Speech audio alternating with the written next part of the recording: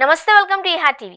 అమెరికాలో ఉన్న భారతీయ విద్యార్థులు ఇప్పుడు వీసా నిబంధనలకు సంబంధించి కొత్త ఆందోళనలను ఎదుర్కొంటున్నారు.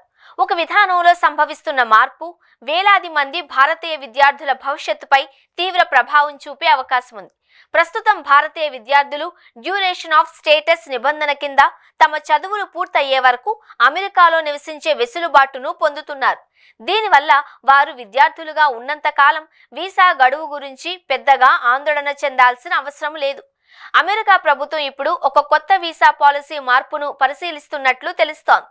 దీని ప్రకారం విద్యార్థులు ఎఫ్ వీసా, ఎక్స్చేంజ్ విజిటర్స్, జే వీసా, విదేశీ మీడియా ప్రతినిధులు, ఐ వీసాల కోసం స్థిర గడువు విధానాన్ని అమలు చేయాలి అని భావిస్తోంది. ఈ విధానం అమల్లోకి వస్తే విద్యార్థులు తరచుగా తమ వీసాలను పొడిగించుకోవడానికి దరఖాస్తు చేసుకోవాల్సి ఉంటుంది. ఇది ఆలస్యం, అదనపు డాక్యుమెంటేషన్, అస్పష్టతలకు దారితీస్తుంది అని నిపుణులు హెచ్చరిస్తున్నారు. ప్రస్తుత నిబంధనల ప్రకారం విద్యార్థులు వీసా నిబంధనలను ఉల్లంఘించినట్లు అధికారికంగా గుర్తించినప్పుడు మాత్రమే అనధికార నివాసంగా పరిగణిస్తారు. అయితే కొత్త మార్పులతో ఎటువంటి ఉద్దేశం లేకుండానే వీసా గడువు మించిన పరిస్థితి కూడా తక్షణమే శిక్షలకు కారణం కావచ్చు. ఈ పరిణామాలు ముఖ్యంగా భారతీయ విద్యార్థులపై భారీ ప్రభావం చూపే అవకాశం ఉంది. 2024లో 4 లక్షలకు పైగా భారతీయ విద్యార్థులు అమెరికన్ విశ్వవిద్యాలయాలలో చదువుతున్నారు. ఇలాంటి సమయంలో ఈ మార్పులు అమెరికాలో చదవాలి అనుకునే వారి మార్గాలను మరింత సంక్లిష్టం చేస్తాయి అని విద్యావేత్తలు అభిప్రాయపడుతున్నారు.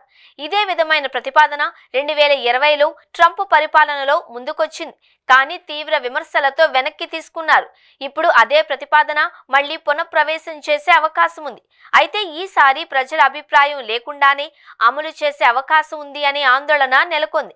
ఇంతలోనే 2025 ఫాల్ సెమిస్టర్ కోసం భారతీయ విద్యార్థులు F1 వీసా ఇంటర్వ్యూల కోసం ఎదురు చూస్తూ ఉండడం తీవ్ర ఆందోళనకు గురి చేస్తోంది. జూలై వచ్చేసినా చాలా మంది విద్యార్థులు వీసా ఇంటర్వ్యూలు ఇప్పటికీ షెడ్యూల్ కాలేదు, ఇంకా టికెట్ తీసుకోలేదు, బ్యాగ్ కూడా ప్యాక్ చేయలేదు అనే భావన చాలా మందిలో ఉంది.